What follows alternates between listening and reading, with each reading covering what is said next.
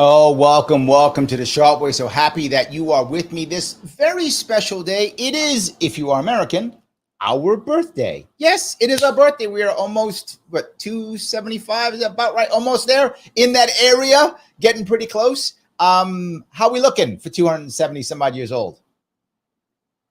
Not so great sometimes. Depends upon what you're thinking. We could be looking good, but also could be looking really, really, really bad. I do get that completely. But anyway, happy Independence Day, I think is great. And I decided to do an AMA now because I haven't done one in a long time and people want to ask me questions and such. So I decided to do one because I haven't done some in a while.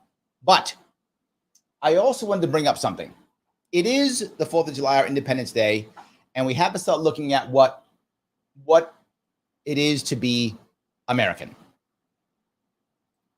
And I think many of us have forgotten or maybe even don't know what that is anymore. What do I mean by that? Is there a pride in America that we should have? Some people will tell me no. Some people will tell me yes, absolutely, either way. But what I can see is that so many of us don't have pride in our country. Now, again, clearly our country often gives us a reason for that, right? The country does a lot of that on its own. I get it. But let me tell a story that I always tell. It's a common story. So let me tell it if I could. If you could imagine for a moment yourself as a kid, teenager, young kid, probably rebellious. Right? Most kids rebellious, you probably were. But even if you weren't, you know people who were. Maybe it was you. You were like, I don't want to be like my parents. I'm going to be different. I'm going to be special. I'm going to learn from the mistakes that my parents did. And I'm going to be better. Common thing. Most of us felt that way. I would say America was exactly the same thing. We were a rebellious teen. We said, Dad, I'm not going to be like you. Dad being the British Empire. That's our father. Right? I'm not going to be like you, Dad. I'm not going to worry about empire. I'm not going to worry about, monarchy. I'm not going to worry about that stuff. I'm going to worry about what matters most, which is freedom, which is the three things that I am fighting. I am pushing away and saying literally life, liberty, pursuit of happiness.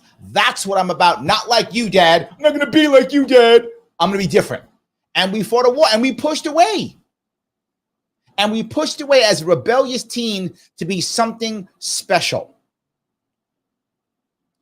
But I'm sure someone like you, is saying to yourself, yeah, I was rebellious, Larry, I was. But then again, I remember one day something happened and I said something or did something and I thought, oh my God, that's what my father would say. Oh my God, that's what my mother would say. Oh my God, I'm becoming my mother. Oh my God, I'm becoming my father. Yeah, it's common. If you don't try to not be your parents, many of us will become our parents. It's kind of a thing. We've all seen it before. Happened to us, watched it in others, of course. I would argue that now America has become its father. We were rebellious teens. We were a rebellious teen. We're not anymore.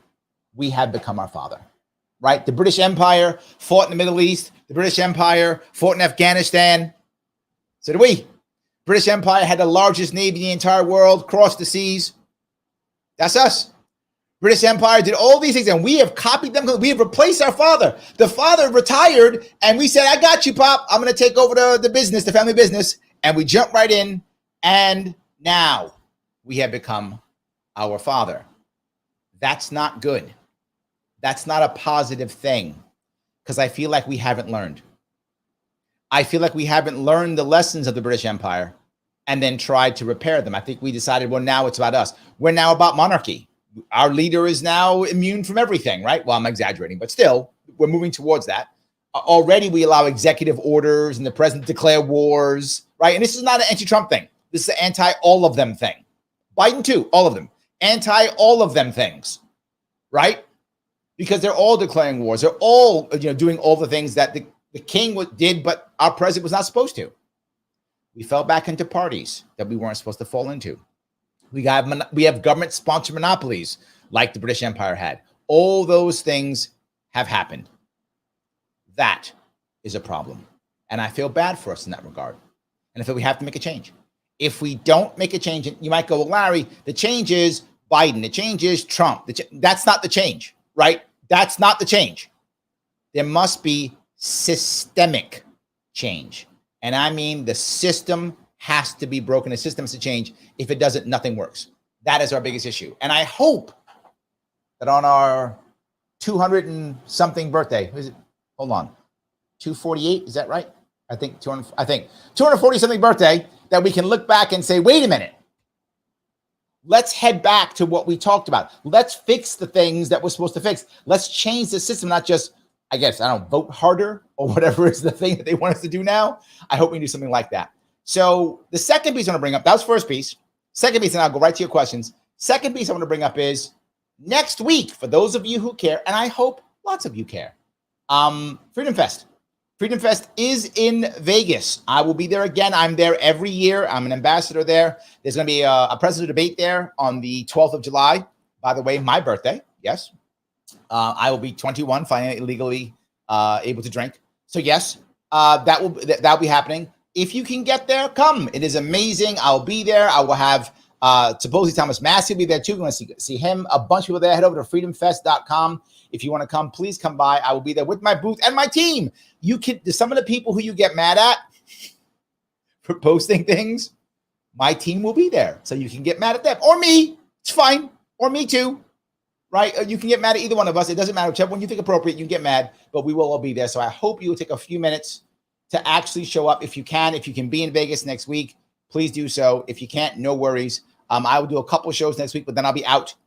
By the way, also, for those of you who don't know, I am doing my debut on my birthday, the 12th, as a voiceover actor. Yes, a voiceover actor. You're saying, Larry, you're a voice. I am. This amazing voice that you have heard so many times is now going to be in an animated series,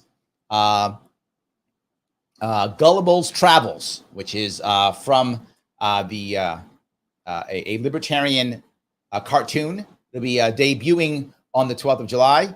And I play a barber. Yes, I play a barber. So you will hear that. I will be showing that, talking to you about that when the time comes also. I hope all of that is clear. All right. Since I've covered that, if you have any questions on that, please do that. Lila says it's freedomfest.com. Freedomfest.com, all one word, just to make sure. So yes, I will take care of all those issues. And let me deal with this now if I could. I will grab a couple of questions if I can. Let me walk down the road. Billy says, Massey is good too. He is good. For those who don't know, sadly, Thomas Massey's wife passed. She passed away suddenly, very young, 51 years old, younger than me. She passed away, terrible. So I feel bad for him. Obviously, my heart goes out to him. He will heal as best he can. But yes, he's a good man. I feel bad that his wife has passed, and she was young, and it was not like she wasn't like ill. It wasn't expected, which makes it even harder. So yes, Robert Reed says, I have so many questions. Some of them about the discussion between Mike and the Libertarian guy from a few days ago. I'm happy. That was a debate we did, by the way. I think what you mean. There's a debate I did last week with Jeremy Kaufman from New Hampshire and Mike Leibowitz from Connecticut, talking about communications, ethics in the Libertarian Party. Yeah, I thought it was good. I'm a big fan of doing debates, as you know. I rarely debate, but I like to moderate to make sure the questions get out. That's why. So yes, hope that was clear. All righty, let me grab a couple of these if I could. Let's see here. Joe mentions I'm back in the bunker. I am. I'm back in the bunker. Absolutely. So James says, what are your thoughts on the real debate with RFK Jr.? I'll give it to Kennedy. He has at least answered the questions asked. I may not have liked the answers, but at least he gave answers. James, I agree with you completely. When it came to debate, what I didn't like most, which I think most of us knew, it was basically, how do I attack each other? That was what debate was. Other guy bad, and I'm tired of that. What I And you also can see that they purposefully kept Kennedy out. You might say, Larry, why do I care if Kennedy's out or not? There are many reasons why I wanted Kennedy to be in that debate. Reason number one, if Kennedy's in that debate, it opens it up for everybody else, right? Kennedy is the guy, and I know some of you don't like Kennedy. I know you don't. I'm being very forward with you. Kennedy is the only guy right now who has any chance of getting on that debate stage. No one else has a chance. Not going to happen. It's a fantasy. Not going to happen. Kennedy has a shot. He may not either. I'm not saying I am not saying he will get on. I'm saying, but he's got a shot. He's also the only guy who has a shot at 50-state ballot access. No one else will get it. He might get it. No one else will. He's the only one who has a shot at winning an electoral vote. Nobody else will. They have no shot. He might. So this is a year where one person might break a hole and show validity to the American people. One of the reasons, there are many obviously, but one of the reasons why the American people aren't pushing for a third person on that debate stage is they don't know it. It's not a thing for them. Like it's left versus right. That's what you do. Seeing a third guy there goes, oh. So that's number one. Second reason, once there's a third person there, the negative comments don't work anywhere near as well. Why? If it's me and you, James, and we're sitting here on the debate stage and all I do is go, well, James is terrible because James did this, and James is terrible because James did that. And then James goes, well, Larry's terrible because Larry did that. And Larry's terrible because, but now it's just two of us. If they believe my hatred more than your hatred, I win. But now Joe is also on the stage. And I yell how evil James is, and James yells how evil I am. And there's Joe. People go, oh, maybe I should vote for Joe. He's not as bad as that. Or I got to sit there and go, James is evil and Joe is evil. In fact, they're all evil. I'm the only non-evil guy here. Now, some people will buy that because they believe in me or think I'm great or whatever. But a lot of people in the middle go, wait a minute, you can't be the only good guy around here. So when you have a third or fourth person on a debate stage, it changes the entire dynamic. Third piece. Look, not every take that RKG has is good. I think everyone watching would agree with that. But you're right. You do get what he feels. You do get his answers. That's true. There's a second piece that I personally like about Kennedy, and that is he's actually changed his mind. He actually has, right? For those of you who don't know, if you don't follow him at all, for those of you who don't know, he was all about, not letting the border go, didn't matter whatsoever. And again, you might be open borders or not. This isn't my point. I'm not defending the border. I'm saying his view was, don't worry about it. It's all fine. Leave it alone. And enough of his people said, dude, you got to go. It's a problem. You got to go. Then he went. He went there and he changed his mind. Now, if you're more open borders, you don't like that he changed his mind. If you're closed borders, you're happy he changed his mind. But the point is, he changed his mind. It wasn't just because corporate lobbyists told him what to do or his party pushed him. It was the people he trusted advisors talked to him and he changed his mind.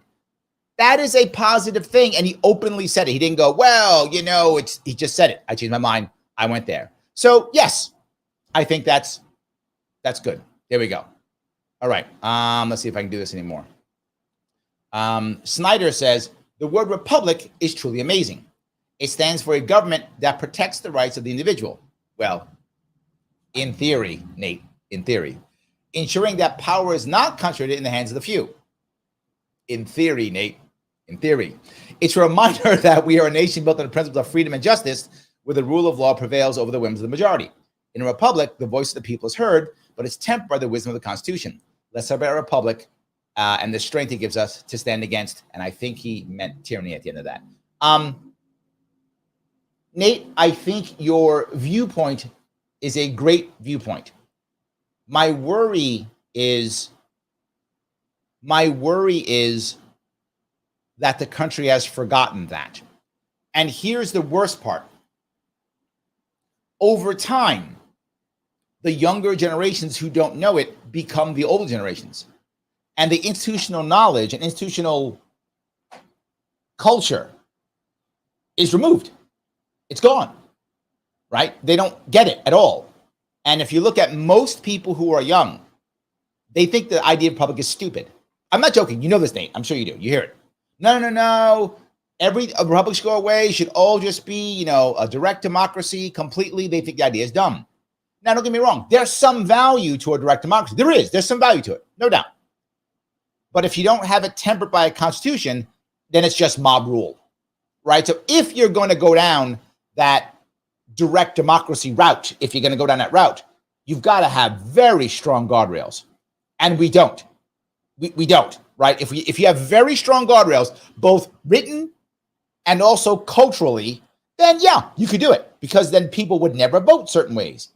But now, yeah, I think your point's a valid one, Nate. My worry is I think we may be losing it. That is an issue. So, yeah. Lita says, how do you even interpret RFK Jr.? Lila, I'm not sure what that question means. Meaning who he is? How? I'm not sure what you mean. What he's trying to achieve, maybe? If you could ask again and kind of clarify what you mean by that. I'm not really sure what the question is. So, Joe says, hey, Colorado will have AFK joining Trump and Biden on the ballot without Chase, like New York, except LPCO chosen to place Chase on the ballot. LP and White tried. Yes, it's true, right? And for many of us, me included, right? I'm in a spot now. I'm in a terrible spot, Joe. And that is, unless I move, and I'd rather not leave the state that I'm born in and that I grew up in and that my friends and family are here. I'd rather not leave. But if I stay in New York, I will never be able to vote for a Libertarian in my lifetime. Again, ever. I'd never be able to. The ballot access laws and the system in my state are utterly broken. And there's nothing on the horizon to fix it. Nothing on the horizon to make it better. Nothing. You're wondering why I'm saying RFK is so great in this case? Because he's the only independent who will probably make my ballot. And he may not. I mean, you never know. New York State will throw whatever it can against that, right? Of course it will try. But my point is, he's the only shot in New York State to break this system. The only one. I cannot vote for Chase if I wanted to. I can't vote for Jill Stein. They will not be on my ballot. And in the future, they will not.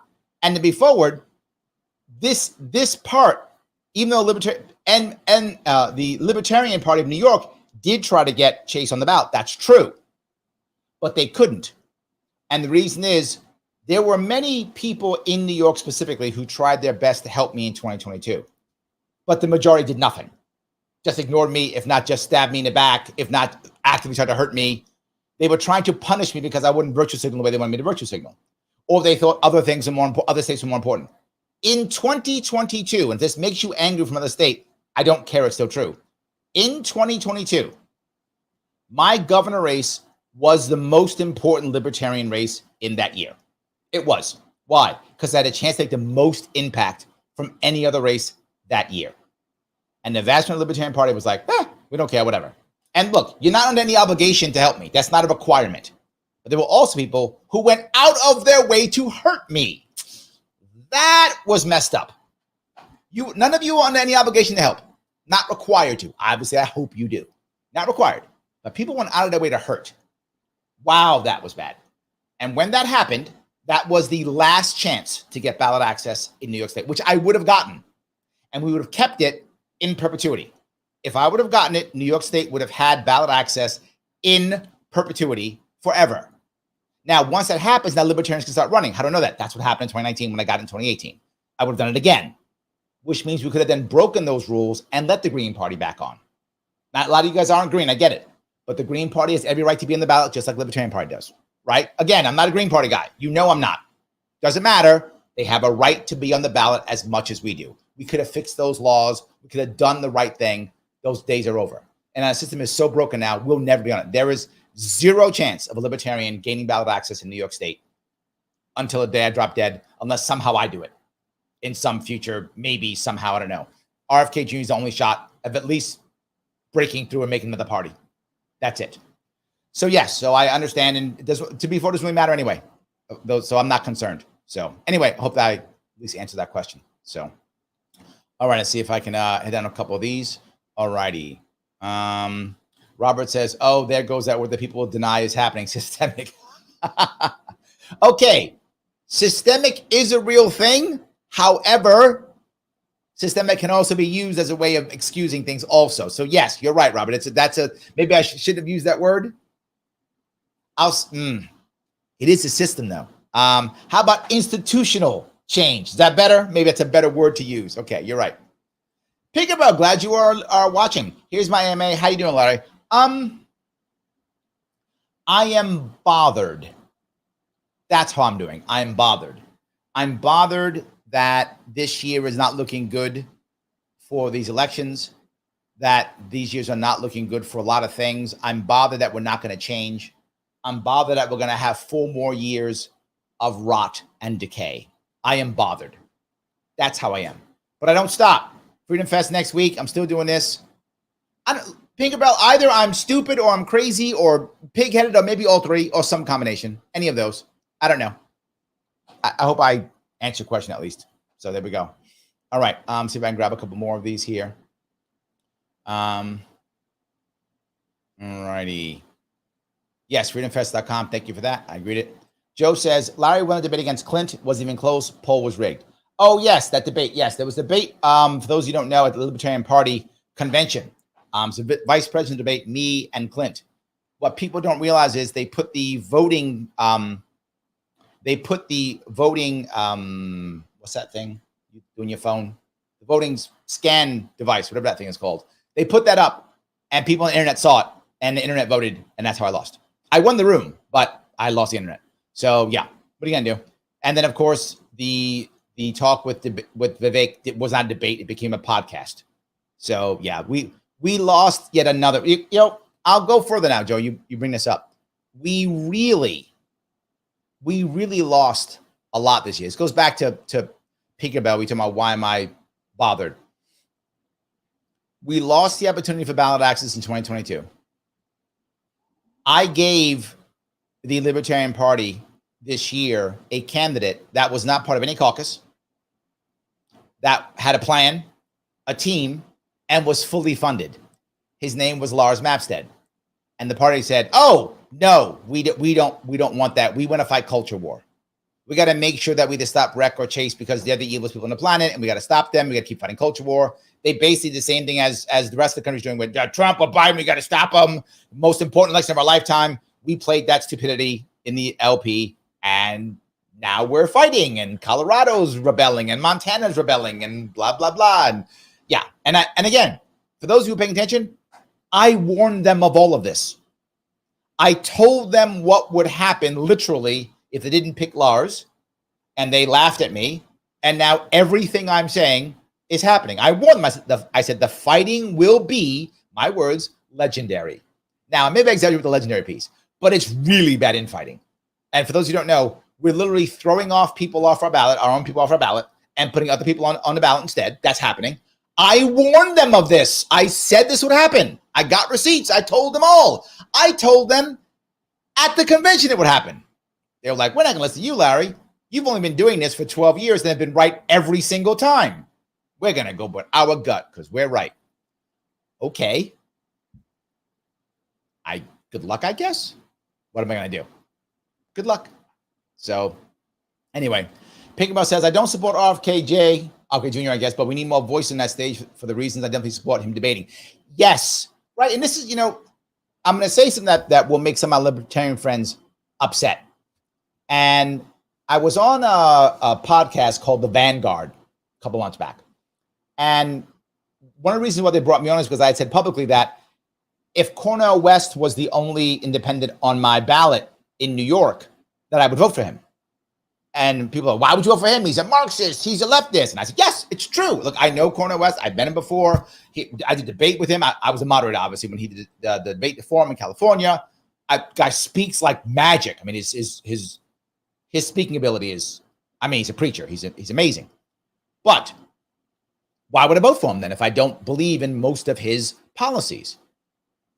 Because to your point, Pinkerbell, 2 points. One, he has a right, in my view, to debate, to put his ideas and answers into the public realm, and people should decide if they want them or not. Number one. Number two, I think that if anyone breaks a hole in the system, we all move through it. Right? For those who don't know, when I sued New York State multiple times, I've had Green Party members with me on the lawsuits, because we both know if either of us breaks the system, we both benefit, right? We're the third party, we're the independent parties who have to get on the ballot, who have to get into the debates. Breaking the system is key. Then we can fight it out. Howie Hawkins is a Green Party guy. He ran for governor as a Green Party. He ran as a socialist and a Green Party member in 2020. He's a personal friend of mine. We are both Marines. We talked on the phone like 2 months ago. Like, I like the guy. People get mad because there's an internal fight in the Green Party against him and Stein. They fight, and then Stein and Cornel West, or they've got some beef, something, I don't know, some details on that, some beef there too. But look, Libertarians, we have it too. We got beefs in our party. Greens got beefs in their party. It's fine. Get them on the debate stage. Pick about you are correct. Thank you for that. I appreciate that. Sam says, do you think the Dems will retire Joe and put Gavin Newsom, nicely done, or Michelle Obama just in time? A couple things. I do believe that there was actual movement and talk for Michelle Obama to be vice president months ago. I have a lot of friends who are consultants in that world, and a couple of them said that some people actually put together an exploratory committee for Michelle Obama for VP a couple of months ago. But that went away. They were like, nope, not going to work, move on. Joe Biden's the guy, and he worked it. But there was, just so you know, there was talk of Michelle Obama exploratory committee as VP, not as a presidential nomination. There actually was some talk there. Gavin Newsom isn't as popular as you like. The glory of Gavin Newsom, for those of you who don't know, is that he is an amazing fighter and debater. He does not mind scrapping at all. Now, obviously, I'm not a supporter. Sam, I agree with you. He's Gavin Newsom, I agree. But the people who will pick him will not be you and I. They'll be Democrats. And Democrats have to worry about something. Their biggest issue, Democratic voters versus Democratic elites. Democratic voters want to beat Trump under any circumstances, and they want a fighter. What Gavin is a fighter. Gavin does not, he'll go in, he'll scrap right there with Trump. He doesn't care. That is his advantage. Disadvantage is he's unpopular. And California's a disaster. However, he's good looking, he's well spoken, and he is a fighter. So Gavin is not out of this. But also Gretchen Whitmer, she's also in this. Why? She's a woman. She's from Michigan, right? And she's also not afraid to scrap. She's not as good of a scrapper as Gavin is. If you're going to go up against Trump, you got to be able to scrap, or he's going to eat you alive. Again, whether you like Trump or not, I'm just being realistic.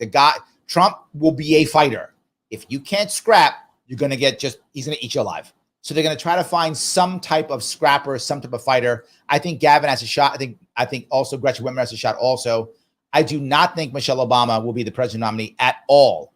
I don't think she's prepared to fight Trump. I don't think she could fight Trump. Is it possible they put her in as the VP? It may be. I mean, it's possible, right? Possible, because she is very popular. Michelle Obama is super popular among Democrats. I don't know if any of you watching are Democrats, but if you are a Democrat, you know this. Most of my friends who live in New York City are Democrats. They love Michelle Obama. So as a VP, it is a perfect pick, in my view, right? If I'm a Democrat, I want Michelle as VP. She's going to support whoever the president is, blah, blah, all that kind of good stuff, right? So I do think that's a good pick in my view for VP. President, I think Trump will eat Michelle Obama apart. I think she'll tear her apart. I don't think it will work at all. And I don't know, I don't know Michelle at all, never met her, don't know her at all. Can she handle direct attacks? I don't know. Can she handle policy issues and questions? Again, not saying she can't, saying she's unknown to me and I think to most people. At least Gretchen Whitmer, we know she can withstand attacks. She can deal with policy issues, right? We know, we've seen her do it already. We also know that Harris is a disaster and can't handle anything, can hardly speak. So yeah, so I think that's the issue. But I think VP slots, maybe Wes Moore out of Maryland, maybe Jared Polis out of Colorado, and then there's all options too. So will they do it? All right. Watch this weekend's news shows. Right now, the DNC is going out of its way, right now, sending out all their operatives to try to quell this Biden must drop talk. There is a lot of it. There's a lot of it, right? The problem is, can they get it shut down or not? If by the Saturday, Sunday shows, the mainstream media is still talking about Biden's got to drop, I think Biden drops next week. I'm serious. if they're still doing it, because they're trying to stop it. If the mainstream, remember, the mainstream media is a mouthpiece for the Democratic Party. Some of you will be unhappy with that, but you know it's true. They're a mouthpiece. If they're still saying he's got to drop, he's unpopular, if they're doing that, means the Democratic DNC operatives did not do their job well or failed. Biden's in trouble. Donors will stop bailing, and they will have to get rid of him in the next couple week or so. If they get rid of him, Kamala has to fight with all the rest of them. She may not want to. She may play the I'm loyal to Joe, I'm just going to back out, because she may not want to lose. Or she may want to fight it. If she fights those governors like Whitmer and Newsom and whomever else they try to put up against, Polis, whoever they go for, she'll lose. She won't beat those guys. So the question is, does she believe she'll win and try to fight anyway? Does she think, Joe will help her enough? Or does she go, you know what, I'm going to bow out because I'm loyal to Joe or whatever story she'll tell, and let the other guys do it? If the mainstream media has changed their tune by Saturday or Sunday, talking about whatever, Russia or Israel, if they've changed their tune and not talking about, Biden dropping, he stays. He'll stay. And this is an issue that some of you may know inside baseball for the Democratic Party. Democratic Party, right now, their delegates can change their minds. They can go to the convention, have a brokered or contested convention. They can do it right now. By the bylaws, they can do it if they want to. They can. They're planning to have a special roll call vote in a couple of weeks. If they do this special roll call vote, that locks in every vote. And they'll force them to vote for Biden with pressure, carrots and sticks, to get them to vote for Biden. When they do, that locks Biden in. So that's why I'm saying Biden will stop. Biden will make a decision by the end of next week. I'm 100% sure of that. By next Friday, it'll be yes or no. If it's yes, they'll do that vote in a couple of weeks. He's solid. It's Biden-Harris, done. Whether you like it or not, it's done. If they're still beating him up, he drops, the DNC will create some form of democracy. Yes, I'm using air quotes. They'll ask their delegates to vote on something, or they'll hold a debate, or they'll hold a one-day primary or something. They'll do some form of democracy so that when they get to the convention, it's not contested. So whoever is a nominee will be selected somehow in some form of broken democracy. So that's what will happen. So I hope that was clear, Sam. I'm sorry, I went a bit off topic, I think, but I hope that was clear. So yes. Leela says your bunker makes perfect sense. Yes, absolutely. Yes. All right. Robert says question 2. Robert, I think I missed question 1. Where is question 1? Hold on. Let me see if I can find. There is question 1. Thank you. Let me grab. I'm sorry. I found questions. These go by quickly when you guys pop them up. I miss them sometimes. I'm going back. I just found question 1. Robert, question 1. What is Libertarian outreach in California? Maybe I'm just superbly out of the loop, but it appears like political organization projects in California appears to be sterile. This is an issue we have. Right? We have a Libertarian Party in California. We do. We have many members in California. The problem is California is so huge. Us compared to them is tiny. That's the issue. We actually had an actual Libertarian elected in Southern California in Riverside, a guy named Jeff Hewitt. He just lost his seat 2 years ago. Yeah, but no, he was actually a town supervisor in Riverside, California. So we do have some Libertarians in California, but it's not massive. Look, the reality of it is the Libertarian Party is not huge. People all the time get mad and say things like, you guys have to do this, do that, run this, run that. Our entire budget for the Libertarian National Committee for the entire year, maybe $2 million. Yes, not 20, maybe $2 million. Everyone who's on our LNC, our committee, volunteer. Yes. The DNC and the RNC, these are paid positions. These are 6-figure paid positions in the RNC DNC.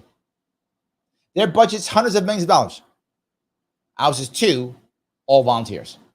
So for everybody who yells, you guys need to, you guys should, you guys should. These are volunteers with no money. Not so easy. So yes, there is some, it's not great. You're right. So I hope this answers your question at least. So, all righty. Let's see if I can go down here. And out, okay, well, you have a lot of questions, Robert. Let me get some other people here before I get back to you. I will try to get back to you. Olivia says his voice is hard to understand.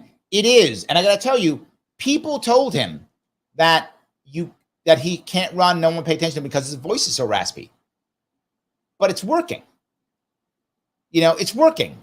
People still paying attention. And his voice is bad. You're correct, Leela. So how bad is our situation to where that didn't matter? Yes. User has been banned for naughty words, says, how many do you know that have moved out of the state, Larry? Oh my God. Dozens? More? There are many reasons why in New York State we couldn't even fill our executive committee, our state committee. We couldn't fill our state committee. Why? So many people after 2020 left the state. Literally, libertarians are packing up and leaving. For those of you who know how bad New York State is, if you live in New York State, you obviously know. But if you don't, New York State's losing over 300,000 people per year. Most of those people are people who would vote against the current monarch, right? Our queen, Queen Kathy, first of her name. Banisher of the conservatives, destroyer of the middle class, punisher of the poor. She is number one, and she wants them out, and they're leaving. So many of those people who would be against her, libertarians, conservatives, Republicans, neutrals who don't like what she's saying, the far left, also people people think that Kathy Hochul's far left. She is not. She is an establishment Democrat. She's not far left. So people who we want far left stuff are leaving, right? People are leaving all over the place. Anyone who doesn't like the establishment is packing up and leaving. So I know dozens. Clearly, there are hundreds of thousands. I hope I answered that question. So, yes. All right, so if I can do this here. Let's see here. A couple more before I go back down there, if I can. Then the user goes on to say, they can't complain if they didn't help, though. Yes, but some did. I don't want to take apart. There were some people in New York who went out of their way to help. But and some of you don't know this, over half of the state committee members in the Libertarian Party of New York in 2022 provided me with zero help. Not a dollar, not a signature, not a nothing, not a retweet, nothing. They just sat there, did nothing. So yes. Mrs. says, how do we reach the left? This is an issue, right? The problem is the left in America feels completely abandoned. For those who don't know, they feel like Democrats have not gone far left enough, and the Republicans hate them, dismiss them completely. Some people on the far left actually like Republicans better. Now, hear me out. Some do. I'm not speaking for all people left at all. I'm saying there are some who do. Why? Because they feel betrayed by Democrats. They're like, Democrats are supposed to be the hard left, and they're not being hard left. So they're so betrayed by the Democrats that some hard lefters actually prefer Trump or Republican because they go, at least they're honest. I know it sounds nuts, but that's actually true. You can find far left people who would prefer Republican to a Democrat because they feel so betrayed. This is true. The Democrats are without question the party of the establishment. So if you are anti-establishment, you tend to hate Democrats. So I reach the left. How do you reach Democrats? It's hard to reach establishment Democrats. Establishment Democrats very rarely talk to libertarians. They do, but it's rare because they're establishment and libertarians are anti-establishment, right? That's one of our biggest things. So we actually have a better chance talking to the far left because the far left, believe it or not, and us do overlap on certain things. What we have to focus on when talking to the left is outcomes, right? Because libertarians and leftists very often want the same outcome. Not always, but very often. We can agree on outcomes. We don't always know how to get there. So I think if we want to reach the left, we focus on outcomes and then talk about ways to get there. And now you can have a conversation at least, right? You can at least have a conversation. I think that's the keys. That's the piece. I hope that answers your question. So yes. John says, you're absolutely right. The British Empire monarchy with a drunk and abusive dad to America is now the drunk and abusive dad who's also a drug addict and fights inside bars every single night. That's not bad, John. I may steal that. I like that. Yes, I like that. That Liberty Lady. Larry, we consider going on Liberty Dad podcast about being a dad on his Dad Talk series. I'm sure you already know that D.O. Cummings podcast also chair of LPDC in Duval. Yes, of course. If he reaches out or you connect us, we'll do it. Happy to. I love D.O. He's great. Anytime, yes, just let me know. Yes. John says, Larry, if RFK achieves ballot acts in New York, can they open doors for us? 100% yes. 100% yes. Yes. Yes. When it comes to New York, if you live in New York State and you're left or right, if you are not establishment, if you like establishment, vote Republican, Democrats, fine. If you live in New York State and you're not establishment, the only person you can vote for is RFK Jr., assuming he's on the ballot. He's supposed to stay on the ballot. He should be on the ballot. It looks like he'll be on the ballot. Only he can. So yes, if he gets to 2%, We the People is a part of New York State. Yeah, John, maybe we got to start figuring out how to be part of the We the People party, get somebody elected. Yeah, maybe. 100%. It can open doors for it. It is possible. It is absolutely possible. Yes, absolutely. So, all right. See, Pinkerberg goes on to say, I'm with you here, Larry. It's bleak. We can't stop fighting. Agreed. Yeah, we got to keep doing it. 100%. We have to keep doing it. So, all right, let me, I went through a couple others. I want to head over to, if I could, I want to head back to Robert, who had a bunch of questions. I'm going to grab some more of those questions if I can. Robert, I pushed you off for a bit because I want to make sure I got other people in here too. That's all I did. All right, Robert says, to piggyback question one, there was a comment made in the communications debate about the propensity of blacks to vote Democrat, almost like blacks wouldn't support libs. Well, what's the alternative? It's a valid point, right? And the reality of it is, Robert, many black Americans in droves have been voting Democrat for decades, Democratic Party for decades, right? And with that in mind, Republicans have been terrible at outreach. Why? The Republicans say, why bother trying to outreach to black people? They don't vote for us anyway. And Democrats, the opposite. Why bother reaching out to them? They vote for us no matter what. And previously, and again, some of you Trump non-Trump supporters, you Trump haters are going to hate this. Prior to Trump, that was always true. They were right, Robert, and being very forward, right? They were right. Republicans would try to reach out. Democrats would ignore him. Black people would ignore, and like over 90%, 95%, 90%, some crazy number like that, of black people who voted would vote for Democrats, no matter what Democrats did and no matter what Republicans do. Democrats would show up every 2 or 4 years, say some pacifying garbage, walk away, get all the votes. Republicans would go, why bother? Trump actually didn't care. And for those of you who aren't black, you may not get this. If you are black, you'll get this. Many people who are not black say things to black voters like this. How can you vote for Trump? He's a racist. Get that all the time. He's a racist, blah, blah. Let's be clear. The vast majority of black Americans assume all the presidents are racist. It's not like we think one is less racist than the other. We don't think that. We think they're all racist. So what? You're not telling us I don't know. That's our assumption. And I know it sounds horrible, but I'm giving you some serious inside baseball. And I think if you're black and you're listening, you'd be like, yeah, Larry's kind of right. It's kind of how we think. They're all racist. Who cares? The question is he going to do something for me? Is he going to do something for me? And when Trump came up saying, I don't care about race at all. And that's what Trump said. He didn't say racist things when it came to black people. He said everything about Mexicans. He didn't say bad things about black people. He said, I don't care. He said, you want jobs? You got jobs. You get the most jobs since I'm here. Done. That's what he basically said. And he kind of walked away. He didn't care. He doesn't care. And black people said, I'll take that. Okay. Sure. That's good. Fine. I'll take that. And that's why, and that's very popular when it comes to men, particularly black men are moving towards Trump in droves. I shouldn't say it's not exactly accurate, Robert. Let me be clearer. Black men are moving away from the Democratic Party. Most of those black men who are moving to the Democratic Party are going Republican, but some aren't. Some are going independent. Some are going other parties. Some are going RFK Jr. Some are going Libertarian. They are. But most of the people who are leaving the Democratic Party, black men, are going Republican. And one of the biggest reasons is that's all they know. This goes back to Pinkerbell's piece. If there's only two people on the debate stage, we think it's always only Republican Democrat. So if I don't like Joe Biden, I guess I'm going Trump. That's the mindset for most people. They aren't plugged in. They aren't caring. They got their life to worry about. So for most, particularly black men, black women too, but not to the same extent, black men are moving away. They're saying, you don't give me anything. You come in and tell me stories every 2 to 4 years. So I don't like you Democrats anymore.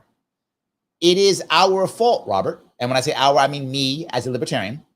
We have not been good at outreach to black Americans. We haven't been. It's true. You're right. I think many black Americans would support libertarians if we were better at outreach, and we're not good. One of our best is a guy named Maj Touré in Philadelphia. He's one of the best that we have. I support him always. He's very controversial. He's very hood, very pro 2A, got in trouble with the police recently, but I don't care. He's my friend. I support him always. He has outreach to the black community better than I can't think of any libertarian who has a better outreach to the black community when it comes to the Libertarian Party. He's the best at it, just the best. We need 400 more of him. 400 more of him. So your point is valid, and I hope I explained it at least well. So I know you had a bunch of questions. All right, let me try to keep going here. I'm going to get through these couple, then I got to go someplace else, Robert. Let me just grab a couple more of these. It's not like black Americans try to court the electorate. Even now with black Americans showing record approval with Democrats, who's the alternative? Agreed. As I said, I think that did answer your question. We have not been that good at it. We just haven't been. It's been an issue. All right, let me last do question 3. What do you think about the black jobs comment by Trump during the debate? I think that's an issue, right? Look, people who I speak to who talk about these issues, you will see them often say things like, I'm not mad at Trump. You know, things were better when he was president. I hear that from black friends, but that's a common occurrence when I go to events here in New York City. They go, I'm not mad at him. There was a big one in the Bronx. I missed that one, but my buddy Mike Voss went and he interviewed people. Oh my God. They were like, Trump's great. We had jobs when he was there. They loved him. That's all they cared about. And that's the issue. The average American, this would be very for the average Americans in general. We're talking about black Americans, but average Americans, they just look at when were things better. That's it. That's simple. They're not diving deeper. There aren't. Black community too. Black community has been beat up for decades. So they're like, well, it's better under him, so fine. So yes, your point is we need to be able to reach out better, and we have not. So that is our fault. We should be better at it. I hope I answered all your questions. I went through a bunch of them. I hope I got them all. All right. Oh my God, Rob, you have another one? You have a lot of questions, Robert. Jesus Christ. All right. These are let me go to Leland real fast. I'll come back. All right. Leland says, Governor Gavin is a scrappy fighter. 100%. Right. Again, I am not a Newsom fan at all, but I'm just being forward. He really is. He does not mind fighting at all. He will fight all the way through. Kim says, when Biden gets taken out of the race, how sad that all these states had Democratic primaries. What a waste of money. And here's the biggest piece, Kim. Federal judges have said more than once that they have no power over these parties because they're private organizations, right? Private organizations. Okay, I'll buy that, Kim. They're private organizations. They're right. They have no obligation to provide a free or fair election. Not required. They can do what they want. They're private organizations. It's true. But then if that's true, why do we pay for their primaries? We do. Taxpayers pay for the primaries. And if you live in a state like New York, in New York, it's 3-1 Democrat to Republican in New York State. It's 6-1 Democrat to Republican in New York City. So if you're not a member of the Democratic Party, generally speaking, you have no say in your government. None. None. But you have to pay for the primaries. Isn't that taxation without representation? Something that we fought against our dad against and now have done ourselves? Yes, another example of us becoming our father. You're right. We pay for private organizations. We pay for their primaries. But in New York State, there's no open primaries. So I pay for the primary, but I can't vote in it. And in my specific case, which I know some of you are in a similar situation, whether it's Democrat or Republican, my city representative, my state representative, and my federal representative are all Democrats and members of the DSA. I am not a Democrat. I'm not registered as a Democrat. I'm not a Democrat. I don't get to vote for any of them. I have no say in my government. Let me say it again. I have no say in my government. And what about democracy? I don't have that. And I know lots of people. In fact, now with this new presidential election, most of us voting will have no say. Biden's going to win New York. Doesn't matter what I vote. You live in New York, doesn't matter. Biden wins. Who cares if you vote? Your vote's irrelevant. My vote's irrelevant if you live in New York State. If you live in most states, your vote is irrelevant. If you live in Oklahoma, your vote's irrelevant. Trump's going to win that state. Doesn't matter what you do. Show up, don't show up, whatever. Show up early, yell and scream, write your congressperson. Does not matter. Your vote is irrelevant. That's where we are now. So yes, I went further, Kim. You said one thing, I went further. Absolutely. So, all right. Joe says RFK Jr. for the DNC. This is a thought process, Joe. People are asking about that. I've seen this more than once. The reality of it is the DNC does not want RFK Jr. Remember, the Democratic Party specifically and the old Republican Party, since Trump, the Republican Party has changed a bit. It's not as, still is, but not as establishment as it once was. The Bush Republican Party was total establishment. Democratic Party has been establishment for decades, since Kennedy's. Been establishment since Kennedy's. So it's been establishment. The Republican Party also has been establishment, but since Trump has been less establishment than it has been in the past, a little bit less. So the last thing the DNC wants is RFK Jr. He actually fights the establishment. He fights the three other agencies. He shows disrespect for them. Can't have that. That's how they make their money. That's how they make their grift. So the DNC would actually rather have Trump win than RFK Jr. If RFK Jr. wins, the grift goes away. If Trump wins, there's still grift, not as much, but there's still grift, enough for everybody. And they can blame Trump for all the bad things, which of course makes the DNC happy. Things went wrong because Trump. Orange man bad is very effective in getting Democratic voters to give money and to come out and vote for the local guys. So they'll win like the Senate, they'll win the House, they'll win state legislatures, point at the orange man. He did everything. It's all his fault. It's very effective. So they do not want him as their nominee. So I hope I answered that question. So, alrighty. Let me see if I can go here anywhere.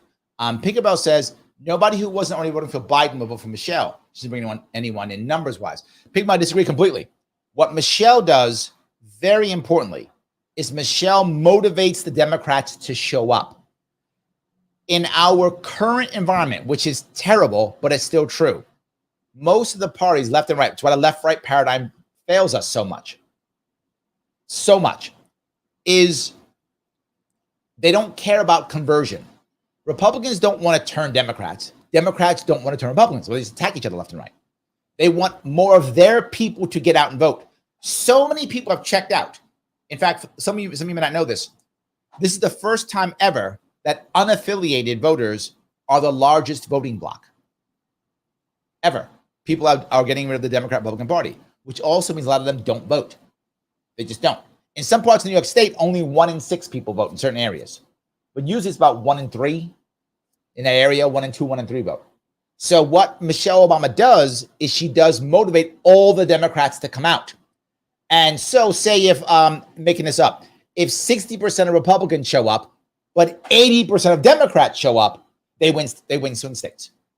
So the goal of Michelle would not be to convert people. I think you're right. She doesn't convert anybody. That's true. But she motivates people to come out. So now you get 80% of people showing up to vote, 90% to vote. That will overcome the Republicans who won't show up. That would be their goal. I hope that's clearer in that regard. So, yes. All righty. Robert goes on to say, no one likes Kamala. It's true. Nobody does. She's just terrible. She just is. She's just terrible. I completely agree. Yes. So, yeah. Gene says, happy treason day, you filthy colonials. Nicely done. I do like that. Nicely done. Yes, that's very good. Yes. The Oaks That's More says, Larry Sharpe, how do we convince you to run for LNC chair? You're the most realistic libertarian in the party. I would love to run for chair. Would love to. The problem is what I mentioned earlier. Literally, it is volunteer. I cannot afford to. I can't afford to. Right? We get a donor who's going to, start paying salaries. I would happily run for LNC chair. But free? I got bills to pay, brother. I do. I got bills to pay. I got to sit in and do that for free? No way. People wonder, why don't we get the best people to join? Because it's volunteer. And I work with other volunteers. And there's no money. So it's a broke organization you have to work with for free. Why do I want that job? I don't want that job. So thank you, but no. Dark Closet of the Mind says Slayer of small business. Yes, that's true. Yes, she is. Yes, I should say that. Mandator of jabs, Closer of small businesses. Yes, correct. Absolutely. Our queen is all those things. I give her lots. She is first of her name, though. Now, our previous monarch, King Cuomo, was second of his name. He was not just that. He was second. He was the killer of grandmas also, and grabber of butts. King Cuomo II was also slayer of grandmas and grabber of butts. So they have lots of titles, our monarchs here in New York State. So yes.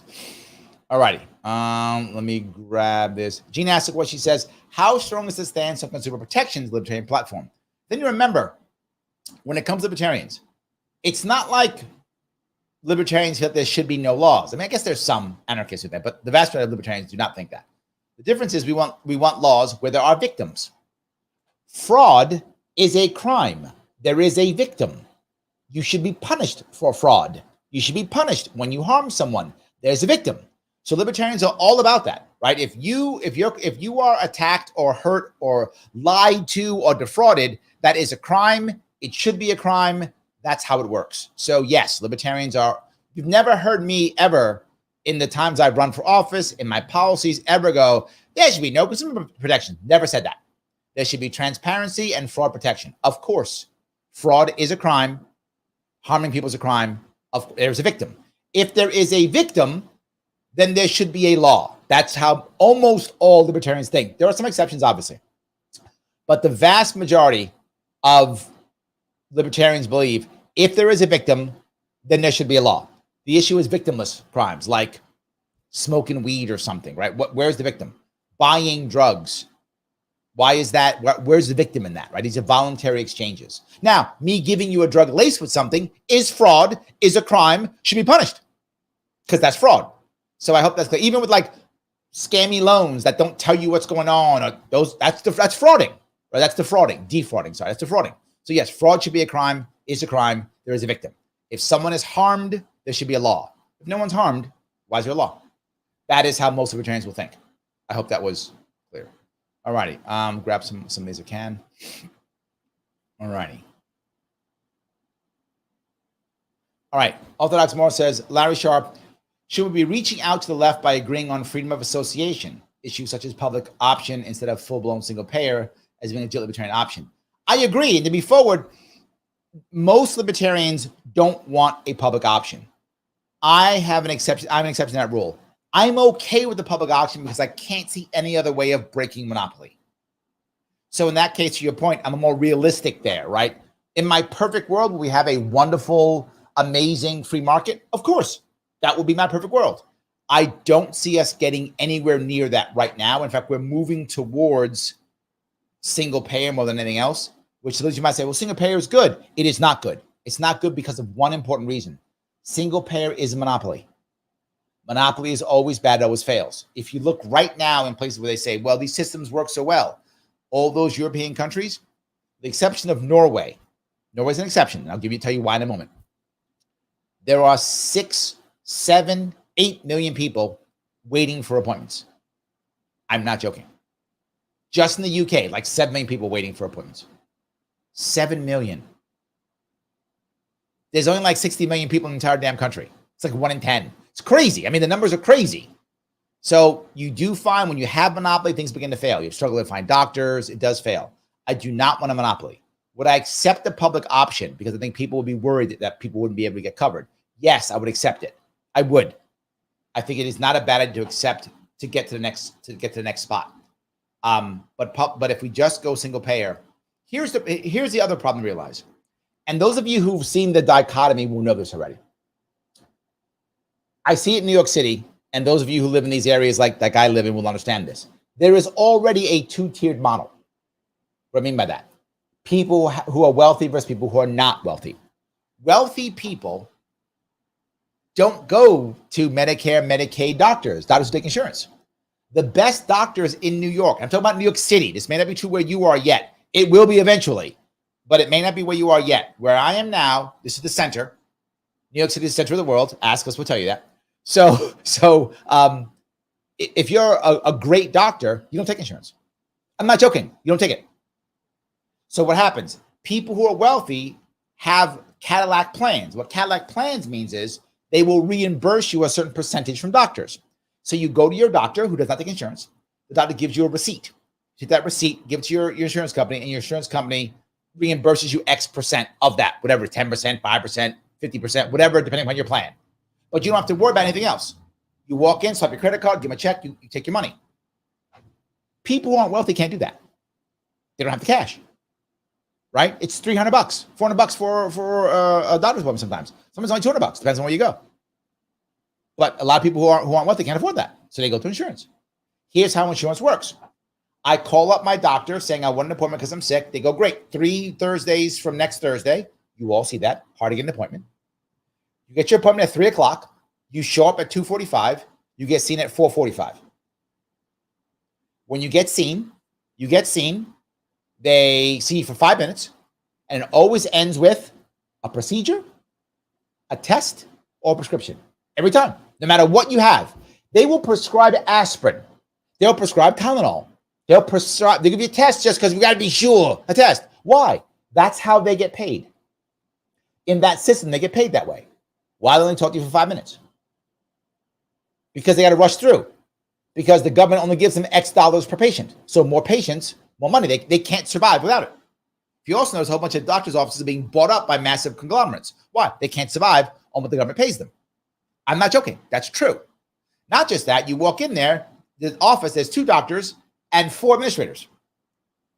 They are more worried about photocopying your issue, you filling out the form, than anything else. That's number one thing. Why? In that system, you are not the customer. The government or the insurance company is the customer. You're in the way. You're an annoyance. I'm not joking. See how you're treated. The rooms you sit in. Sometimes they don't even have enough chairs for you. I know, I've been in them. Magazines are old. They're already magazines. They don't treat you nicely. Signs aren't clear. Doesn't matter. You're in the way. You're in the way. The customer is the government or the insurance company. Now, go to a private doctor. I go to private doctors too. I'm very clear. I do it too. Go to a private doctor. $200 maybe. $150, $300. Where you go? What are you doing? You call them up for an appointment. They go, come in today. They're a private doctor. They say come in today. You don't got to wait months, weeks for your appointment. If you haven't had private doctors, you don't know what I'm talking about. If you have, you know what I'm talking about. And you show up for your appointment at 3. You get seen maybe 3:05. I'm not joking. Why? You're the customer. They want you happy. It's a nice room. It's probably got a TV in it with something on. It's a nice place. Why? You're the customer. They care. They want you to come back. Swipe your credit card, whatever the case may be. You show up to the doctor talks to you.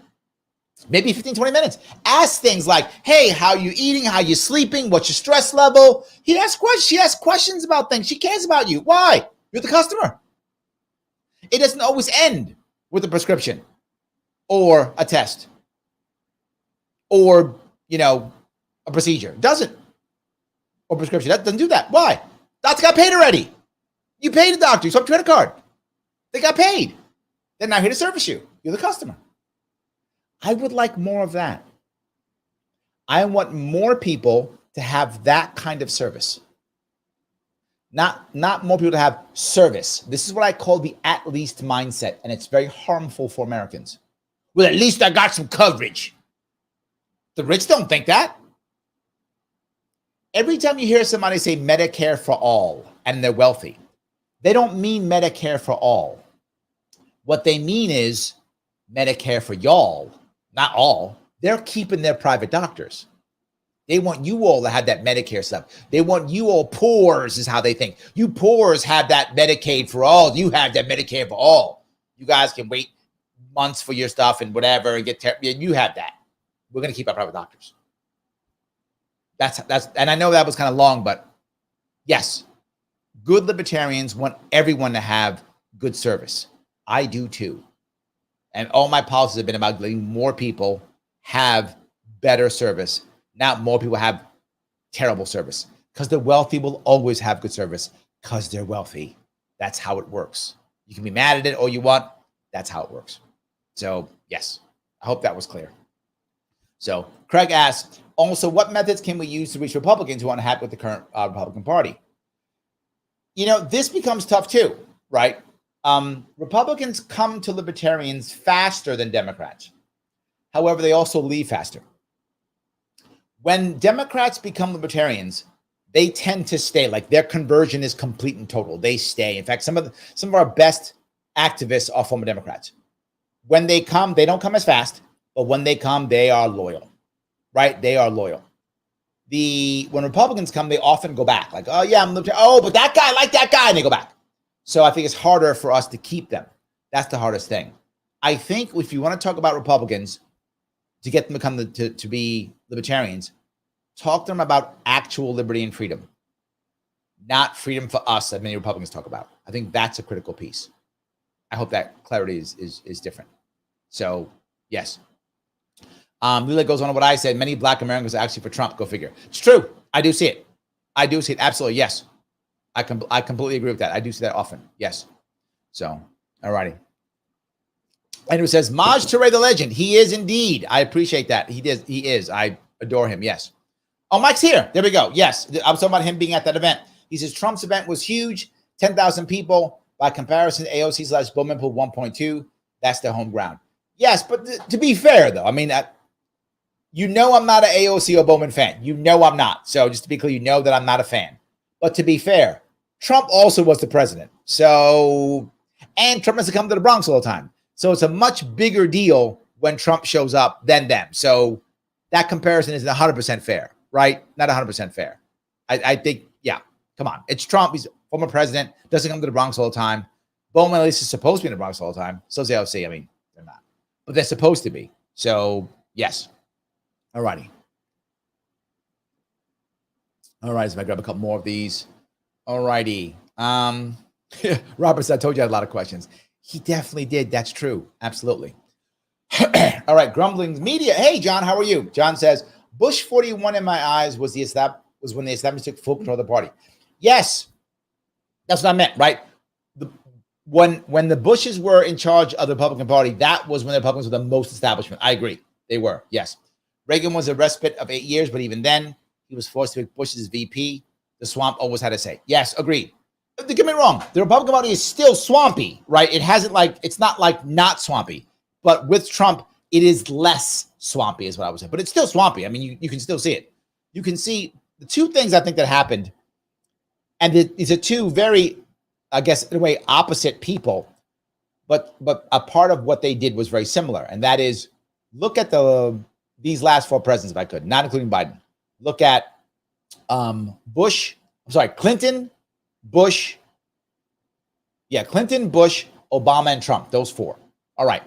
Clinton and Bush, their first terms were good for them. Like they got what they wanted forward in their first terms. They had good first terms for them. Maybe not for me or you, but for them they did. Both Trump and Obama both struggled their first year. Why? Bush and Clinton were both governors before they became president. They already knew how the system worked. To your point, John, they knew how swampy it was already, right? They knew. And they brought their swamp creatures in from their areas and knew how to work the system. Obama didn't have that experience. Neither did Trump. Obama because he was new and young, obviously, and hadn't done it. Trump because he'd always been in business. So he didn't understand it. So they both walked in without knowing it, and they both struggled in their first year. So yes. And at that point, when Trump and Obama were coming in, both parties were massively establishment. Think it was running, right? Mitt Romney, Mr. Establishment, and Hillary Clinton, Miss Establishment, right? They were running. The establishment was running. So they were very establishment. And again, they're still establishment. I'm not taking it away, but less. So yes. Joe says, Trump kept the grift going. JF continued too. Yes, but there's a different level, right? There's a certain amount of grift that they can handle and not handle. They want full establishment, right? They like that. Trump, there was still grift. Don't get me wrong. Again, I want to be clear. I'm not all of a sudden saying, Joe, Trump was not the grift. Of course he was. But he was less than the establishment. So they didn't like that. So they'd rather have Biden, Mr. Establishment. Max grift is happening now. In New York State, with Kathy Hochul, maximum griftage. Like max grift. They could not be happier. They could not be happier. You bring Trump in as less grift, but they dealt with him in the past. They're like, well, we could deal with that grift.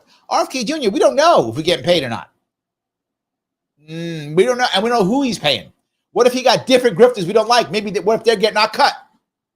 So that's definitely a different issue that I'd worry about. So I hope that was clear. So, all righty. I have a couple more here. All right. Hold on.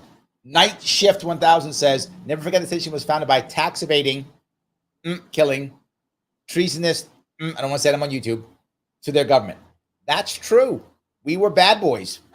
We were the bad boys. That's very true. We absolutely were the bad boys. It's very true. 100%. So, yeah. I hope that was, yeah, you're correct. I'm with you.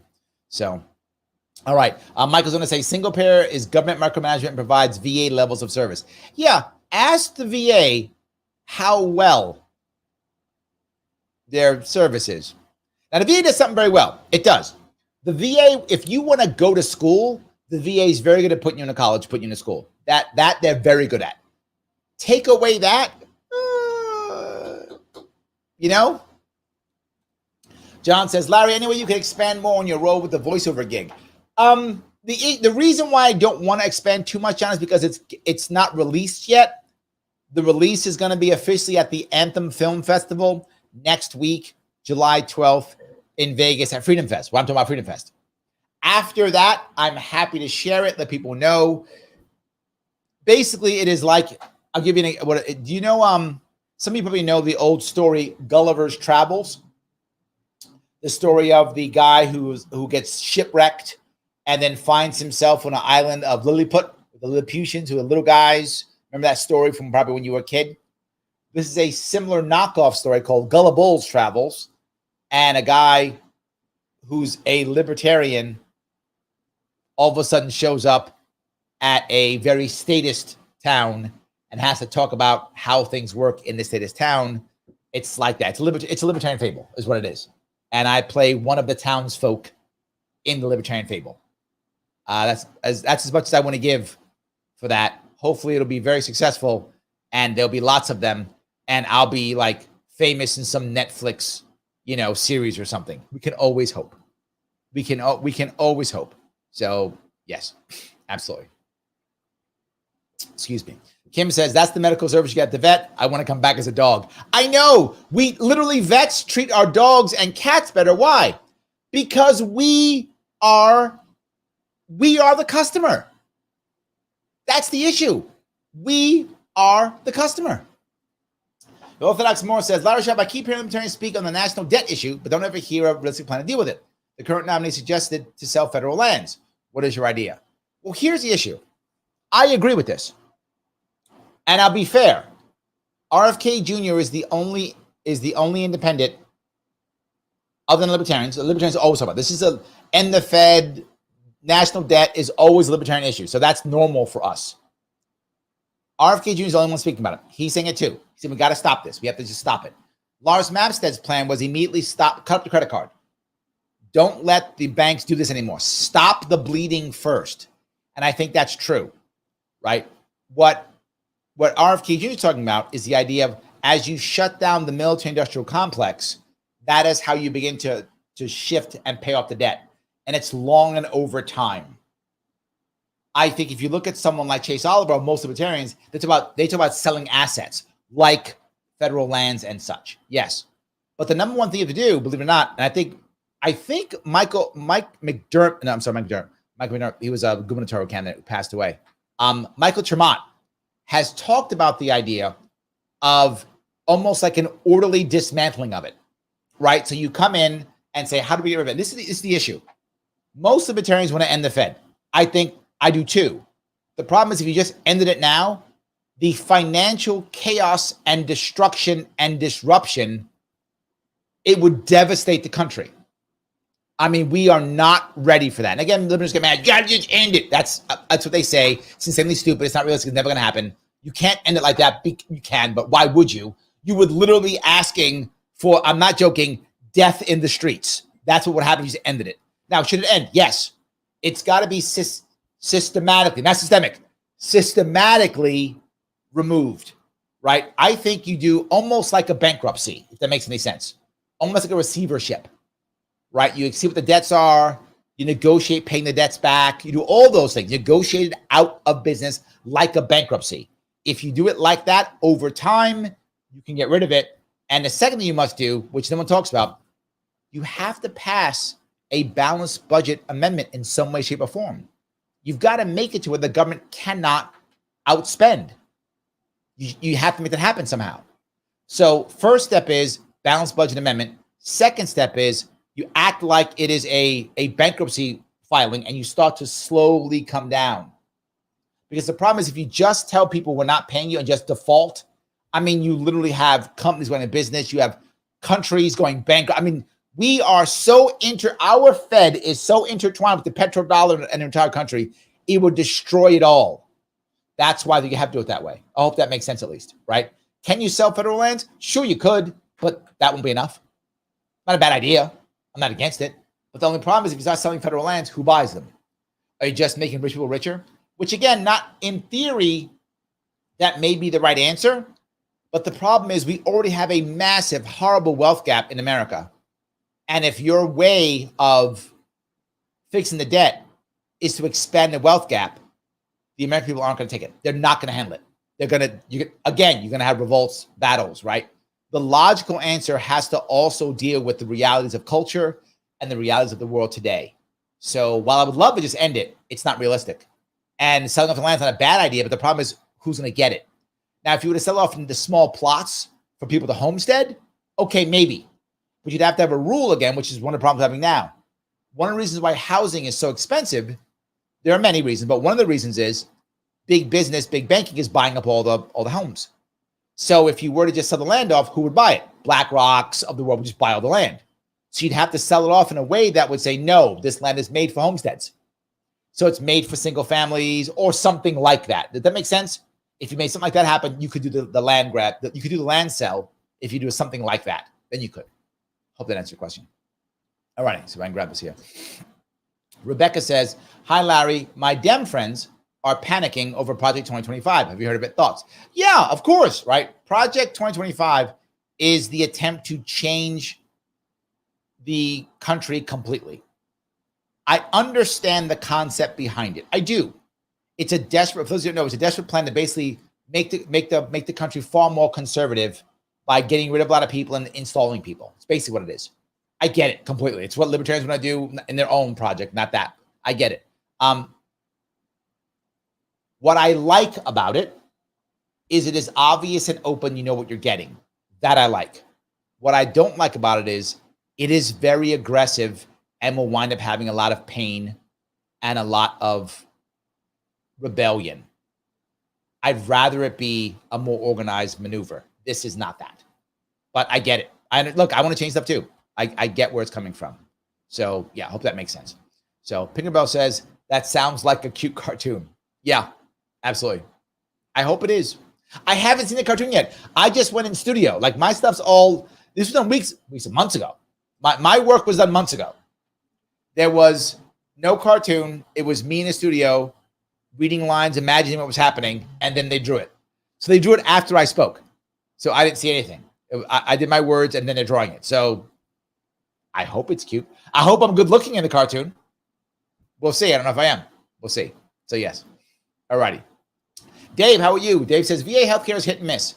It's highly bureaucratic. If people think that healthcare will be less bureaucratic without private insurance, doesn't know what it really be like. Yes, that's why I'm saying you want to have it to where there's less insurance and more direct care, right? You want to support direct care. You're right. And the VA tends to be okay if it is like, I broke my arm. They're not bad. They're okay with things like that. But when you have serious conditions, they struggle horribly. They struggle terribly. So yes. All righty. Let's see here. All right. John is back. He says, Larry, I apologize. I'm the conservative at Grumbling's media, and I'm the one always listening. Oh, thank you. You're one of a few libertarians, I believe, that gets it. Your example of the Fed is what other libertarians don't do. They spew mantras without saying how it can be done. You do, but they don't. And it's one reason you can't keep conservatives. Yes, I think you're right. The problem that we have right now with too many libertarians, this is many people who are on third parties, not just libertarians, but libertarians specifically. is they are really about virtue signaling. And they'll blame, they go, oh, that's not us. That's the left and the right. They always virtue signal. That's what they do. No, we are all about it. We got to yell, end the Fed, and say that, blah, blah, blah. Yes, all the time. Yes. And I think you're right. We have to be able to have actual conversations and say how and why. Agreed. Yes. He goes on to say, we grassroots have been pounded by the rhinos, but when a plan and libertarians give us mantras. It's true, right? And this is one of the reasons why so many people in New York State supported me because of that. In fact, interesting story. After 2018, I still travel the country. I travel the state. I've traveled the state into every single county, all 62, every year for the past 6 years. So I still travel my state, meet people all the time. And one guy told me, he said, Larry, I only voted for you for one reason. I said, oh, what's that? He said, I came to one of your events and you actually answered my question. Nuts. He's like, no one else ever did. You answered it. I'm like, yeah, John, to your point. Not everybody. I mean, there's some people who are very specific about plans or concepts. And if it's a specific issue that matters to them, they may care tremendously. But the average American isn't necessarily married to a plan if it isn't one of their pet peeve issues, right? If your pet peeve issue, you want what you want. But if it's not, you don't always care what the plan is. You care that you have a plan.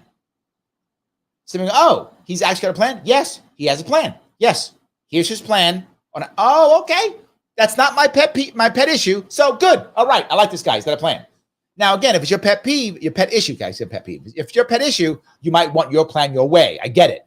But most Americans don't have that many key issues in their own life. Most don't. Most want to know you're going to be decent at what you do. You're going to figure some stuff out and get stuff done. That's what most Americans think. So yeah, I agree. I spend a lot of time doing that. In fact, for those of you who don't know this, I think I'm the only one who's ever done it.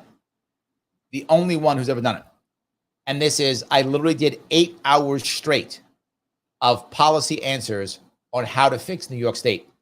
Didn't take a bathroom break, didn't eat, 8 hours straight. If you care, put in 8 hours Larry Sharpe on YouTube, you will see it. It is chopped up. It is, we did the timestamps for issues on how to fix New York. And it's what you just said. It's here's how we do it. Not we should, we can't. What you find often, and a lot of third parties are guilty of this, Greens are, RFK, Libertarians, is when you ask them a question, they give you a history lesson. Now, history lesson is important. I'm not against the history lesson, but that can't be the answer. It's got to be, here's your history lesson, and now here's the answer. Now, Libertarians are notoriously bad at this.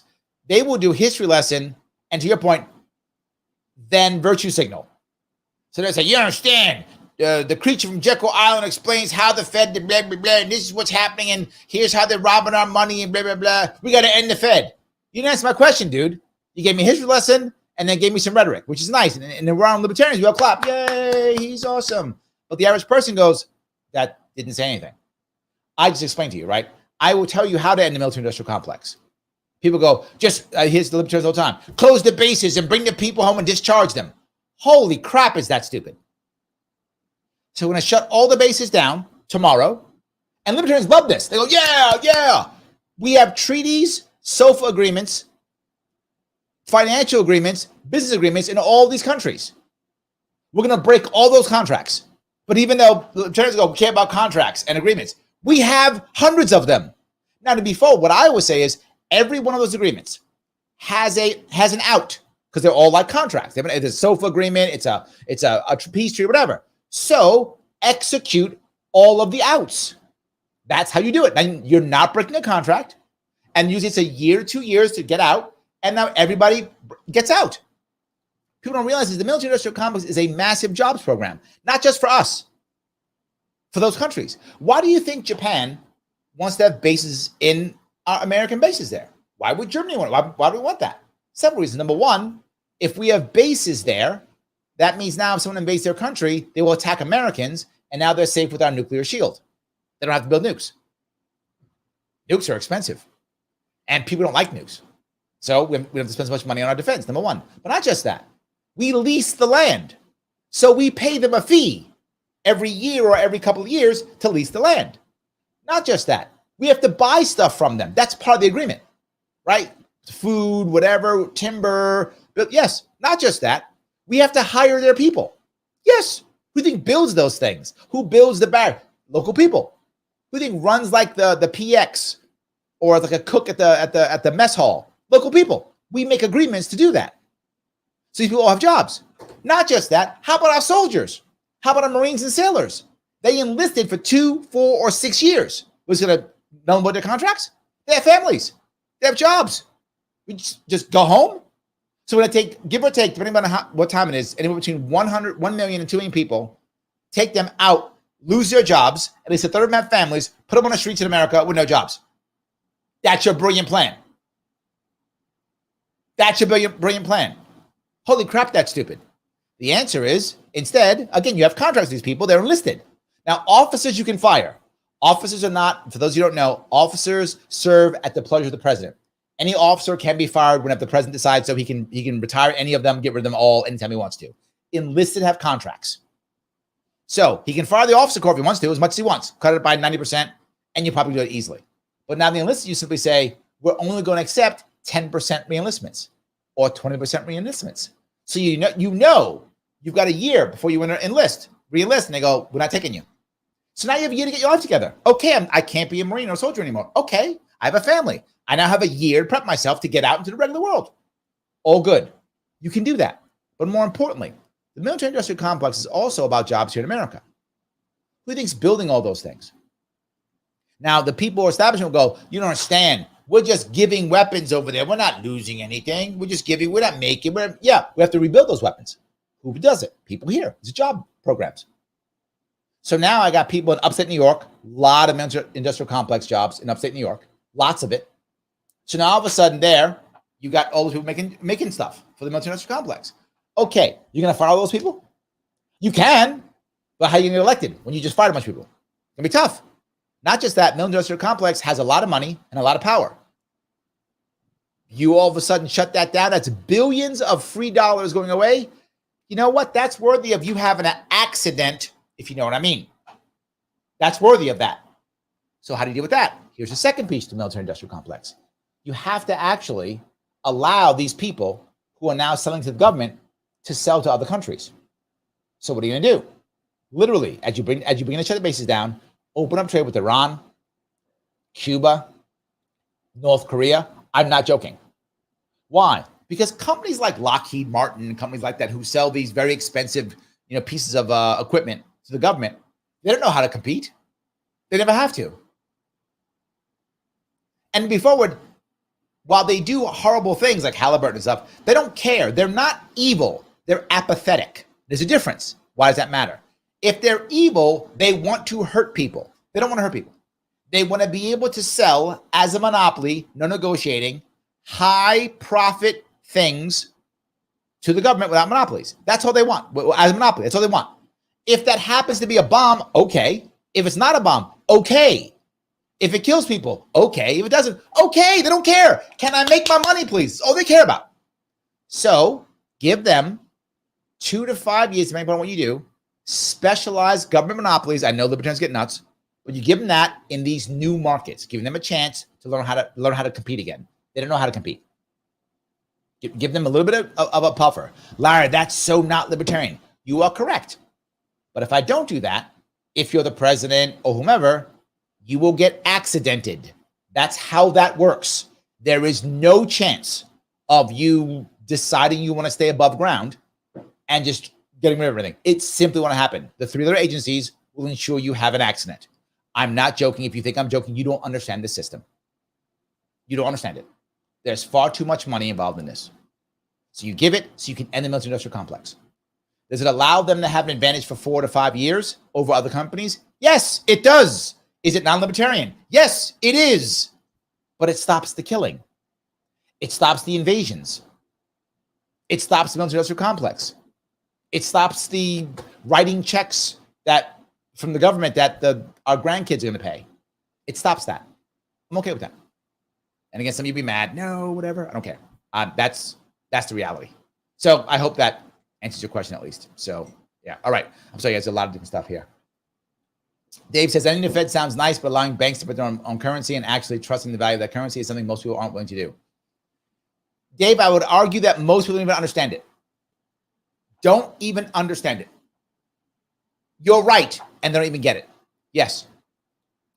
Straight Chillaxin says, it's hard to argue against those who are pro-military. Being the world police has plenty of economic and political perks and practically forces global USD transaction. Yes and no. There's both to that. Has it done it? It has. And and here's the part that's real. The part that's sad for us as Americans, but required. Right now, because of what we've done, because of the way we've acted, there literally is nobody at all who could actually police the shipping lanes except us. There is literally not at all a navy that could do it. Doesn't exist. It's us or nobody. And while there is some advantage to that, you're right, economic, political perks, that's true. It's also expensive and force us to have some bases. We will have to retain some bases across the world just to maintain shipping lanes. And that sucks, but I think you're right. There's no way around it, right? We can't let's just walk away and allow privatized insurance. There is no way privatized insurance would accept it because there's no Navy that could defend it. It does not exist. Now, again, could you take over this course of years, which is my entire plan, 3 to 5 years, whatever, you could. Then either nations could build their navies out, companies could create their own defensive units, whatever. Something could happen to make this the issue, right? Now, here's the other bad part here. Being the world's police and doing that, we have gone too far, and now we've weaponized the dollar. As you weaponize the dollar, now less people are taking the US dollar transaction. We are de-dollarizing the world because of our horrible ideas. All our stupid sanctions, all of our sanctions are stupid. Every one of them. That makes you upset. I guess you're going to be upset. Every single sanction we've done is goddamn stupid. We should have done none of them. No sanctions. Don't do that ever. Don't use a dollar as political warfare. It only hurts us in the long run. If we're going to get rid of that petrodollar, we have to do it on our timeline or we are going to suffer. We're going to suffer. You just can't do that. There's no way. Yes, absolutely. John says, using base to regulate shipping lanes. I remember you mentioned that at PPD Roundtable. Yes, look, I love Dave and Spike, but they're not policy guys, right? They're rhetoric guys, and they're great at it. They're activists, and they're great at it, right? I love those guys. I'm happy, but they're not policy guys. I'm the policy guy. Like, I tell you how it works. They go, all bad. Yes, but I think we do have to find an answer that people can actually understand. So yes, absolutely, 100%. So Pinkerbell says, wouldn't that be offloading our problems to other places? It wouldn't, Pinkerbell. Let me explain why. Because those companies wouldn't have to sell weapons. So if we opened up trade to, say, Iran and North Korea and said, we're not going to fight you anymore. And we would say, hey, North Korea, we're removing all of our forces from South Korea. Hey, Iran, we're moving all our forces out of the Middle East. They have two choices. They can start their own wars if they want to, up to them.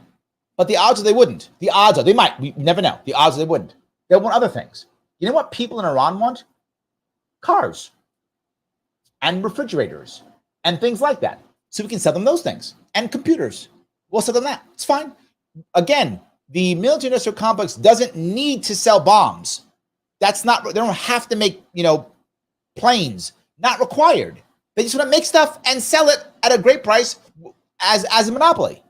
So we literally say, hey, whatever, Raytheon, Lockheed, whomever, you have a 3-year monopoly in selling to Iran. I know that's terrible. I do. Right? I do. It's terrible. I know it's not libertarian. But now Raytheon doesn't have their people in the CIA visit me. It doesn't happen. They go, oh, so we can still make our billions? Yes. Iran will want things. They must go through you. That's it. You don't have to make them. You just need to get a cut if you want to. And they go, oh, so we get a cut. We get a cut. You get a cut. You get the monopoly for 3 years. Don't send you through the agency after me. Lockheed, you get North Korea. Or whatever. I'm making this up in theory, right? Obviously, you have to go do details. But now they have time to change and to shift and to move. So, and they don't have to buy bombs. Sell whatever they want. I don't care. So, yes. So I'm not trying to just put bombs in the place. I'd like to have no bombs. And again, this is the difference. If you call the military-industrial complex evil, and people do, then you assume they want to kill people. They don't. They're not evil. They're apathetic. They don't care if they kill people or not. It is irrelevant to them. They just want to sell their stuff. If we give them another way of doing it, then they will do it. They don't want to kill people. They just don't care. And that distinction means a lot. So I hope that's clearer, if that makes any sense. I think you can make that happen. It's challenging. It's not easy, of course. If it was easy, people would do it. It's not easy. I think it's hard. So, alrighty. John says, I see with my own eyes, Syracuse and CNY is nothing but military contract. Yes. Thank you, John. Upstate New York is filled with military contractors. If we just end the military industrial complex, I mean, how many thousands of jobs, hundreds of thousands of jobs go away in New York State overnight? You get a visit from a through-that agency, right? He says, Lockheed, Raytheon, United Technologies. Yes. And it's not just New York State. It's many places. Outside of most major cities, if you see economic growth, it's almost always government-sponsored and very often pushed by the military-industrial complex. That's why they're not mad. We're giving $100 million to Ukraine or $10 million to Israel. It's fine, because that's jobs now here in, Ohio or New York State. It's fine with it. They're okay with it. And I don't want that. To your point, Picabell, if I've got to have Americans making things, and I want them to make things, I'd rather them not make bombs. Right? If I got a choice, make some stuff, don't make bombs. Right? But look, if I'm the guy or gal who's got a job at that factory, that's paying my bills. Right? How can I be mad at that person? It's paying. They're paying. I got to pay my bills. This job is I'm eating off this job. I'm sending my kid to school on this job. I'm buying my kid clothes off this job. If those are bombs going to Ukraine or bombs going to Israel, what am I do? I got to pay my bills. So I'm not mad at the person for that. The average person is very often in a very tough spot. And if you see me when I talk, I blame leadership, not individuals. Individuals almost always are affected by their environment. Crappy environment, crappy outcomes. Leaders create that environment. We have created a crappy environment, so we have crappy outcomes. That's the issue, right? Crappy outcomes, crappy environment, crappy outcomes. So I want that person to be able to have that job and pay their bills and feed their family and buy clothes for their kids or whatever they're doing, go on vacation, whatever they want to do with their life, right? Buy a car or whatever. Do you, whatever you want to do, and not have to make bombs, right? And be able to make trucks or refrigerators or computers or whatever the people of these countries want. And here's what I also know. And people get mad at me if I say this. Our American culture is far more powerful than any bomb or soldier that we ever had. Far more. How do I know this? Vietnam. That's how I know this. If we leave people alone, they will become our trading partner. And people get mad at me. Oh, you don't understand. Iran and North Korea, they hate us and they want to kill us and they yell death to America, whatever. So what? So what? You think the Vietnamese didn't think that? We spent 10 years in Vietnam. Millions of Vietnamese people died because of us. Millions with an S. We dropped more bombs in Vietnam than we dropped on Germany during World War II. And we slaughtered Germany. And we dropped more in Vietnam. There's people today walking around with missing legs and arms because a mine that we set up blew their leg and arm off 10 years after the war's over. That's Vietnam. That's how much damage to that country. We wrecked that country in more ways and then abandoned them. Just utterly abandoned them. Left them alone. We abandoned them. And 20 years later, they were trading partners. And right now, you can buy furniture from Vietnam. I'm not joking. Go online right now, buy some furniture. It's Vietnamese furniture. They'll make it and send it to you. Yeah, 20 years later. After all that damage and hatred and death to America, all that, we literally slaughtered millions of their people, dropped bombs all over their country, mined their country to have farm kids in the farmland getting their legs blown off. 20 years later, trading partners. Now we're good. Just leave North Korea alone. Just leave Iran alone. Trade with them. And 20 years later, they'll be our buddies. That's how the world actually works. That's how the world actually works. You don't have rhetoric of, they're all evil, they want to kill us, they want to hate. Stop that. Stop sanctions. Sanctions literally never work. Stop all those things. Trade.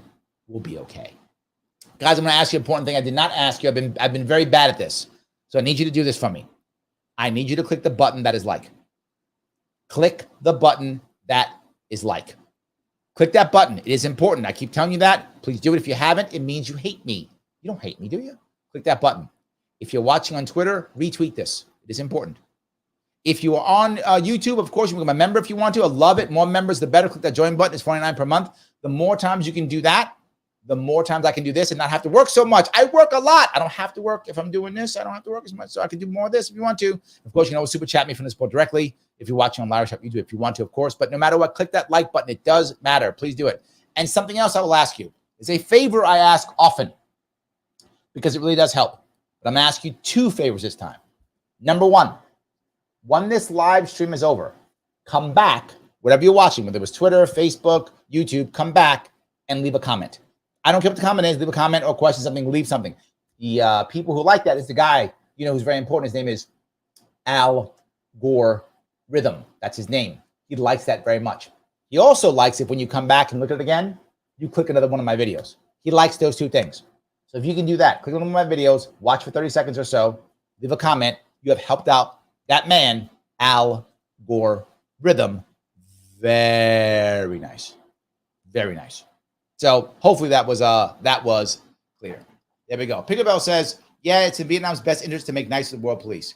It's true, right? It is true. It is definitely true. 100%. Sam says, there will be people in other parts of the country waving goodbyes to their parents as they get in a plane to Rochester to work here with all the new jobs that we're going to create. Chuck Schumer. Yeah, maybe. Maybe. I think that's true. I mean, he's got a point there, but I'm not sure. I think he's going a little bit too far. I mean, look, Chuck Schumer's always talking trash. The problem is New York State. This is the thing that Sam, I'm sure you know this.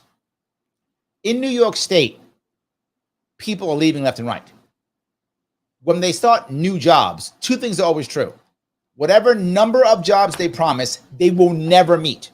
And when I say never, I mean never.